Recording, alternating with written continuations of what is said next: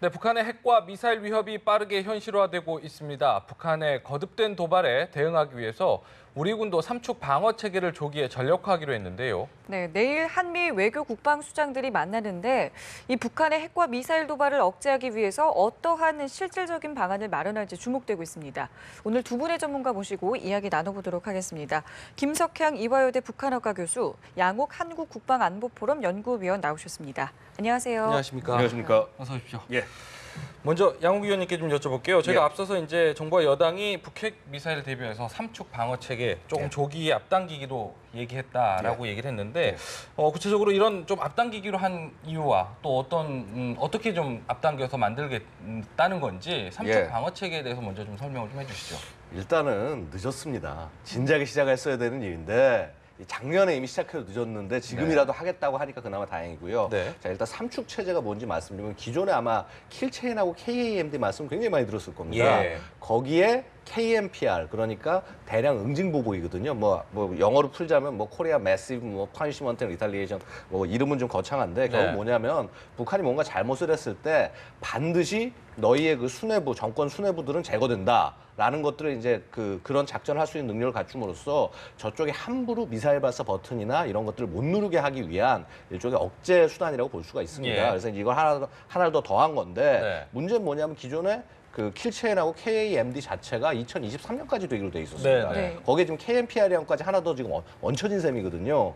그런데 지금 북한 상황 보십시오. 아시다시피 9월에 5차 핵실험했는데 그냥 핵실험한 게 아니라 핵탄두 터뜨렸거든요. 예. 이제 이거 결과만 성공되면은 미사일에 실어서 쏴버리면 그만입니다. 무수단이 완성되고 완성되지 않고는 우리하고는 상관이 없는 게 북한 이미 스커드랑 노동 잔뜩 가지고 있습니다. 예. 그 시험 배치 다 해놨고요. 거기에 실어서 쏘기만 하면 끝인 상황이기 때문에 야, 2023년 늦다. 최소한 2, 3년이라도 땡기자라고 예, 예.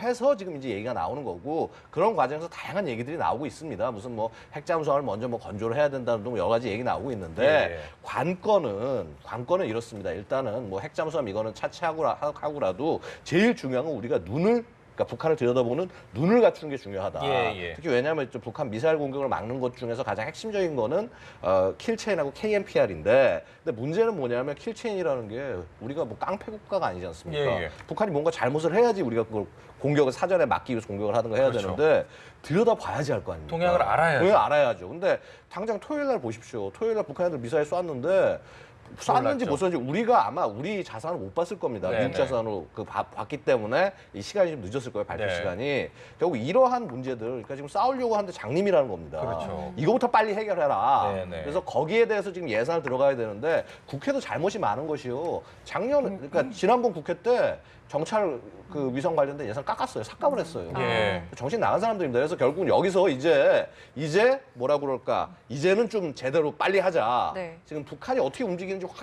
확인을 하는 것이 우선이고 예. 그래야지 그다음에 때릴지 말지 우리가 어떠한 압박을 가할지 이런 것들이 정해지기 때문에 네. 그게 핵심적이라고 할 수 있는 것이죠. 네. 지금 예산 이야기 하셨는데 많게는 3천억까지도 나올 수 있다는데 이 예산 확보는 가능할까요, 그러면? 그러니까 이게 문제가 그겁니다. 말로만 이러지요. 말로만 2천억, 3천억 주겠다고 그러지. 예. 실제 들어가면은 아마 이 예산을 추가로 주지는 않을 겁니다. 그러니까 와서 그럴 겁니다. 와서 우리 국방 예산 올리지 못하겠으니 니들 있는 사업 중에서 딴 거를 뭐 순위를 바꿔가지고 해서 이거부터 먼저 가라. 예. 이런 식으로 갈 가능성이 많고 뭐 실제 이제 국방부에서는 그거 갖고 어림없다. 지금 빨리 늘려주세요라고 지금 들고 온 건데 이게 이제 뭐 얼만큼 늘어날지는 실제 가봐야 알겠죠. 그러니까 되게 여태 보면 우리 그 지금 예를 들어서 GDP 3%대가 안 되잖아요. 국방비가. 되게 이렇게 전쟁을 하거나 혹은 이제 그 적의 위협이 있는 나라는 4%대 이상은 돼요. 그래서 이제 예를 들어서 미국 같은 경우는 4%대 계속 가고 있고 그다음에 뭐 예를 들어서 뭐 이스라엘 같은 경우는 뭐 4.8%까지도 올라가고 이러는데 근데 뭐 그거하고 상관없이 4%까지도 안 가도 좋습니다. 예. 3%대라도 확보가 돼야 되는데 그게 지금 안 되고 있다라는 거죠. 그러니까요. 지금 보면 교수님, 네. 지금 우리가 발등에 좀 불이 떨어진 듯이 이렇게 급해진 이유가 지금 북한의 무기 개발 그 속도가 워낙 빨라지고 있고 종류도 다양해지고 있기 때문 아니겠습니까? 네, 사실은 전문가들은 저런 걸 예상을 했어요. 네. 이게 생각보다 빨리 가고 있다. 그리고 여기에 대한 대비가 있어야 한다라는 걸 저같이 북한은 공부하지만 사실 무기 체계나 군사 분야에 관심이 없는 사람도 저거 위험한데 하는 생각들을 하고 있었습니다. 예. 그런데 이게 우리나라의 국회 상황이라는 것이 눈앞에 표가 더 중요한 분들이 굉장히 많고 표를 얻기 위해서는 굉장히 자극적인 발언, 그러니까 이게 뭐 5년 앞, 10년 앞을 내다보는 게 아니라 당장 뭐 눈앞에 그 선거를 두고 목표한 바를 얻어야 되기 때문에 현실적으로 이렇게 양 위원님이 왜 저렇게 흥분하는지를 저도 심정적으로 너무 동의가 되는 상황이고요. 아까 2천억, 3천억을 동원하는 게 물론 쉽지 않겠죠. 근데 예. 그러니까 돈 액수보다 더 중요한 건 이 돈이 제때 나와야 되는 거고, 그러니까 네. 주긴 주는데 국방 예산을 한참 뒤늦게 생색내듯이 주는 것도 문제고, 네. 이 돈을 또 준다고 하면 이 돈으로 정말 제대로 쓸 수 있게 정책 당국자가 의지를 명확하게 이거는 여기 쓴다. 네, 목표를 확실히 분명히 쓴다. 정하고. 예. 그리고 뭐 그러니까 이 돈이 가면 뭐 이것도 조금 뛰고 저것도 조금 뛰고 우선순위 뒤로 미루고 뭐 나오는 시기 뒤로 가고 이렇게 되면 이게 이분들 표현이 이 전문가들 표현이 떼고 나니까 걸레 쪽까지 됐다는 표현을 하거든요. 예. 그렇게 되면 사실 같은 돈을 써도 효과는 거의 10분의 1밖에 안 되는 아주 이상한 상황이 발생을 하는 거죠. 네, 그러니까 예. 이게 우리한테 굉장히 시급한 문제입니다. 그리고 이게 죽느냐 사느냐의 문제가 달려있는 거라서 네. 다른 것에 비해서 이 부분에 우선순위를 두고 해결을 하는 게 굉장히 중요한 시점이 되었어요. 네, 네. 이렇게 조기 전력화의 필요성에 대해서는 이제 두 분 모두 공감을 하고 계시는데 조기 전력화를 하게 되면 외국 무기를 또 들여와야 된다고 하는데 이렇게 되면 또 국내 무기 발전에 좀 저해되는 거라는 지적도 있거든요. 여기에 대해서는 어떻게 보세요? 근데 이제 반드시 그렇지도 않은 것이 이겁니다. 지금 우리가 시간이 너무 급하다 보니까 네. 예를 들어서 정찰위성 같은 거는 지금 리스해오자는 얘기까지 나오거든요. 근데 이제 뭐냐면 정찰위성은 아마 2021년부터 23년 사이에 이제 2년 사이에 우리가 올리려고 합니다. 당장 지금 그 사이가 비니까 그럼 어떻게 하면 되냐면 상황에 따라서는 위성 같은 걸 리스하면 돼요. 이스라엘 같은 데서 이제 그런 위성들이 있습니다. 이런 탄도탄 탐지에 최적화된 위성이 있는데 그거 리스하면 됩니다. 그러니까 이런 식으로 여러 가지 방법들이 있어요. 꼭 보니까 해외에서 다 사와가지고 끝나는 것이 아니라 필요에 따라서 뭐 리스를 한다거나 혹은 이제 그 짧은 시간 안에 당장 뭐를 할 수가 없으니 사오는 것도 예를 들어서 우리 가서 주세요 하면 슈퍼 가서 물건 사오듯이 사올 수 있는 게 아닙니다. 무기체계라는 게. 결국 시간이 걸릴 수밖에 없는 거고 그렇기 때문에 지금 현 상황에서 더욱더 중요한 것이 미국과의 공조가 중요하다라고 할 수 있고 우리가 지금 필요하면 고양이 발이라도 빌려야 됩니다. 예를 네. 들어서 지금 우리 일본하고 별로 사이가 안 좋지만 네. 지금 북한을 가장 잘 내려다볼 수 있는 정찰 자산 가지고 있는 게 일본이거든요. 네, 네. 일본이 그 98년도에 그 대포동 그 미사일 발사 그 충격 이후에 인공위성을 12개를 쌓아 올렸습니다. 네. 그래서 이제 첩보 감시 위성을 12개를 쌓아 올리고 그중에서 한 7개 정도가 작동할 만큼 굉장히 그 대북 어떤 이 시스템 같은 걸 잘 갖춰져 있기 때문에 네. 우리도 줄 거 주고 받을 거 갖고 하면서 정보공유협정 같은 거 하면서 그래서 북한에 대해서 빨리 지금 견제하는 게 중요하지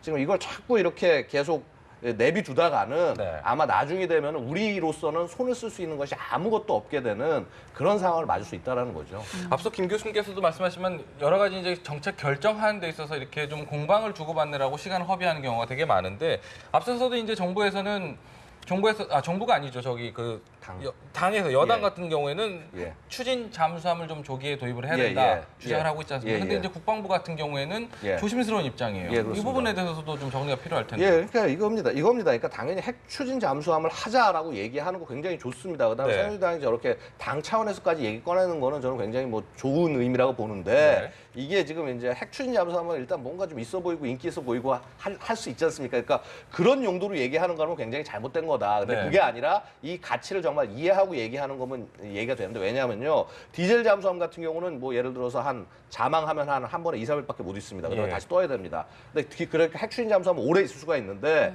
이 의미가 무슨 의미냐면은 북한도 마찬가지입니다. SLBM 개발했지 않습니까? 예. 북한 가진 잠수함 디젤 잠수함인데 물속에 들어가서 2, 3m 있다가 나와야 됩니다. 그럼 얘들 입장에서 충분히 위협이 안 되거든요. 네. 그럼 북한은 당연히 핵 추진 잠수함으로 갈 겁니다. 어느 시점에서는. 당장은 못 갈지 몰라도 어느 시점에는 반드시 간다는 거죠. 네. 그러면 이미 준비하고 있을지도 모릅니다. 그러면은 거기에 대해서 우리도 선제적으로 미리 대응을 하는 차원에서 핵 추진 잠수함 가야겠다. 화두 꺼내고 추진하는 거 좋습니다. 이거 네. 해야 되는데 우선순위는 그게 아니라는 겁니다. 우선순위는 지금 아까 말씀드렸다시피 네, 네. 킬체인 KMPM 하려고 그러면 가장 기본은 눈하고 귀가 그 밝은 게 제일 중요한 거고요. 네, 네. 그래서 북한이 어떻게 움직이는지 잘 파악하는 그런 기본적인 시스템에 돈을 더 많이 들여야 되는데 아까도 말씀드렸다시피 작년에 정찰위성 예산 깎는 사람들이 이걸 큰 그림을 지금 보지를 못하는 거예요, 이분들이. 예. 그래서 무엇이 중요한지 그러니까 뭐가 중요한지를 네. 진짜 무엇이 중요한지라고 물어보고 싶은데 네, 네. 진짜 뭐가 중요한지를 모르고 있기 때문에 이런 문제들이 생기는 거고 그러니까 제가 볼 때 좀 말씀드리고 싶은 거는 뭐 국회고 뭐 당이고 좀 공부 좀 하셔야 될 것 같습니다. 더 그래서 정말 국민이 안심할 수 있는 그런 방향이나 대책을 딱 제시를 해주시는 게 정말 중요하지 않겠나라고 생각이 됩니다. 예. 한미 외교 국방수장은 이제 미국에서 연쇄 회의를 하게 됩니다. 여기에서도 어떤 이야기들이 나올 텐데 네. 실질적인 방안이 나올 수 있을까요? 그렇게 기대를 해봐야죠. 그러니까 지금 북한 핵을 두고 다루는 과정에서 우리가 늘 어려웠던 점 중에 하나가 뭐냐면 우리 뜻대로 핵물질을 마음대로 다룰 수 있는 위치가 아닙니다. 우리는. 근데 그거는 충분히 의미가 있는 일이었어요. 지금까지. 근데 지금은 북한 상황이 달라졌어요. 2016년 들어서 벌써 상당한 위력을 가진 핵실험을 2번을 했거든요. 네. 이 얘기는 작년과 올해 상황은 정말 다르다는 얘기입니다. 네. 그래서 이런 상황에서 우리의 국방장관과 외교장관이 미국의 국방장관과 외교장관을 상대로 우리가 요구할 걸 요구할 때 쉽지 않습니다. 근데 어떤 경우든 우리는 대한민국이라는 신생 국가가 태어난 이후로 지금까지 단 한순간도 쉬었던 적이 없습니다. 그런데 항상 하늘이 도우사 그리고 또 그 진심으로 노력하는 사람들이 구석구석에 있었기 때문에 이만큼 여기까지는 무사히 왔거든요. 네. 지금 또 굉장히 한 번에 중요한 위기가 있는 거죠. 이 상황의 의미를 이해하고 우리가 요청할 것을 굉장히 당당하게 요청하되 협조할 수 있다는 우리도 미국에 도움이 될 수 있는 방안이 있다 하는 걸 설득력 있는 논리로 제공하면 불가능하지 않습니다. 이게 이 핵물질이나 핵잠수함 얘기도 할 때 보면 미국이 그걸 허락할 것 같냐 어림도 없다 이렇게 말씀하시는 전문가분들이 계세요. 네. 저도 동의합니다. 그리고 입장을 거꾸로 놓고 내가 미국 사람이라면 어떻게 할까? 나 안 합니다. 저는 쉽게 안 해줘요. 그러나 그래서 우리는 어떻게 할 건데? 그럼 미국이 안 해주면 그럼 가만히 있나요? 그럼 어떻게 할 건데? 그러니까 우리가 해야 될 지금 이 상황에서 북한의 움직임을 놓고 그리고 미국의 움직임을 놓고 우리가 뭘 할 것인지를 내가 정하는 게 중요합니다. 네. 학생들이 저한테 물어볼 때 이런 걸 어떻게 할? 네가 해, 네가 할 일이야 이게. 이걸 어떻게 해야 되는지 네가 생각해야 돼. 그 논리를 개발해야 합니다. 그래서 제가 한 말씀 거기에 대해서 한 말씀 드리는데요. 지금 미국의 차기 정부가 제일 걱정할 것, 그다음에 얼마 전에 랜드 보고서에서도 그런 것들을 한번 얘기했습니다. 네. 차기 정부가 뭐 지금 이 안보 상황에서 뭐 생각해야 되냐, 특히 한반도 상황에서 미국이 제일 두려워하는 거는요. 한국과 일본이 자체 핵무장하겠다라고 얘기하는 게 제일 그게 사실 솔직히 제일 골치 아픈 겁니다. 네.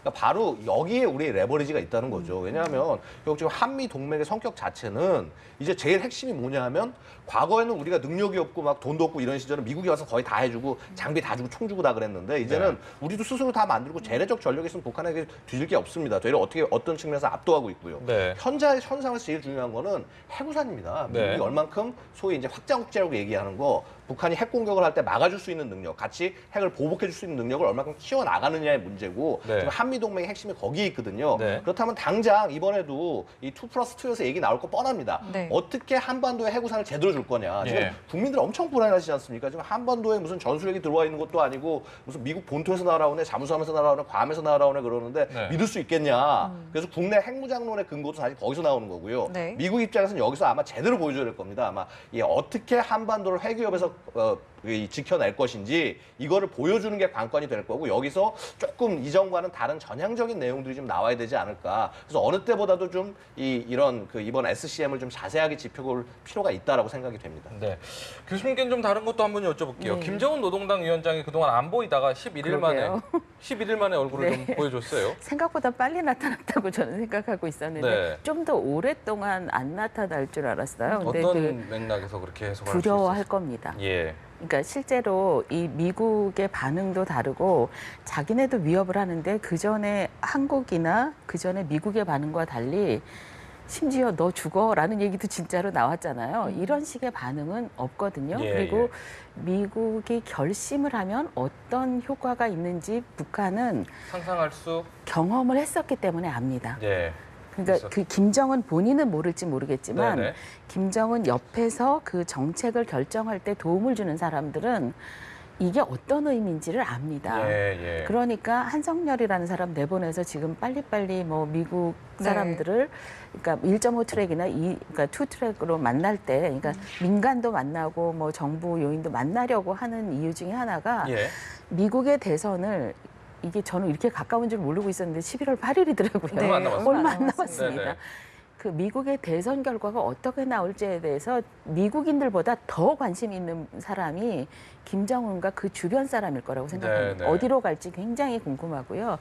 지금 나름의 정세 분석을 하면서 트럼프가 됐으면 좋겠다고 사람들한테 트럼프한테 투표를 하라고 독려도 하고 있고 근데 그 발언이 그냥 무심코 툭 나온 게 아니라 자기네 나름대로의 그 정세 판단에 의해서 이렇게 해보면 어떨까 하는 얘기를 지금 하고 있는 거라서 네.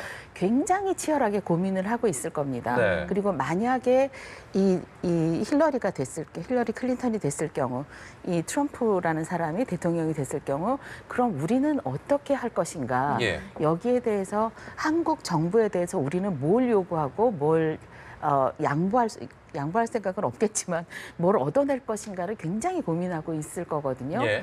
그런 상황이라서 굉장히 머리가 복잡할 거라고 저는 생각했어요. 그렇다면 그런 두려움이 안 나타날 것이라고 생각했는데 예상보다 좀 빨리 나타났다고 네네, 얘기했잖아요. 네. 그럼 그 의도는 또 뭘까 해석을 해봐야 될 것 같은데요. 글쎄요, 이 무수단 발사하고 관련이 있지 않았을까 하고 저는 나름 제 느낌인데 저는 정보는 하나도 없는 사람이고 그런데 제 느낌에 이번 무수단 발사에 대해서는 그래도 김정은이 어느 정도 성공 가능성을 약간 생각을 했던 게 아닌가. 저는 그렇게 느끼고 네네. 있습니다. 그래서 사실은 이게 9월의 핵실험도 그렇고 1월의 핵실험도 그렇게까지 잘 성공할 줄 몰랐던 것 같거든요. 예. 근데 굉장히 파한배수하면서 굉장히 그 김정은 위원장이 행복해하는 소년 네. 같은 모습이 나타났잖아요. 여기에 만약에 이번 17일 그때 무수단이 성공을 했다면 네네. 그러면 미국 본토가 정말 떨어야 됩니다. 그런 상황이면 미국과의 대통령 결정이 11월 8일이면 날 거잖아요. 9일이면 네. 나겠죠? 그러면 협상을 어느 쪽으로 갈 것인가 해서 이게 한 칸을 확 뛰어넘는 효과가 나타날 거라서 예, 예. 전 그거에 기대를 걸지 않았나 하는 생각을 하고 있습니다. 네. 네. 자, 이런 상황에서 이제 유엔 안보리는 언론 성명을 채택했고요. 하지만 아직까지 그 추가 제재안 도출은 이루어지지 않고 있는데 그때 어떻게 좀 예측을 해볼 수 있을까요? 뭐 이제 사실 늘상 이제 관건 중국입니다. 네. 그다음에 이제 옆에 곁다리로 언제나 러시아가 붙어서 같이 반발을 하고 있고요.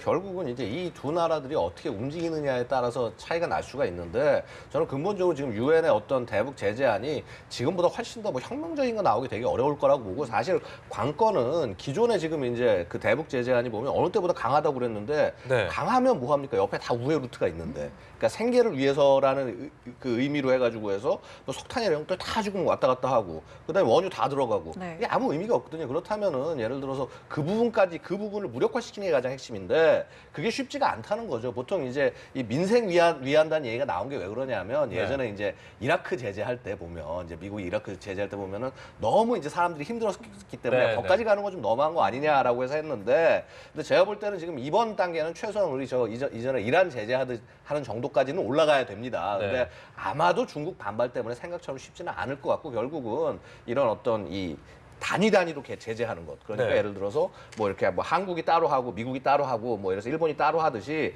이런 어떤 이제 양자간 관계에서의 제재 같은 것들을 좀 이렇게 확산시켜 나가는 노력을 해야 될 거고요. 근데 핵심적인 거는 지금 미국의 아까도 얘기했지만 미국 정치 지형이 많이 바뀌었습니다. 네, 네. 왜냐면 오바마 정부가 처음 들어왔을 때 오바마 정부의 가장 큰 목표는 뭐였냐면요.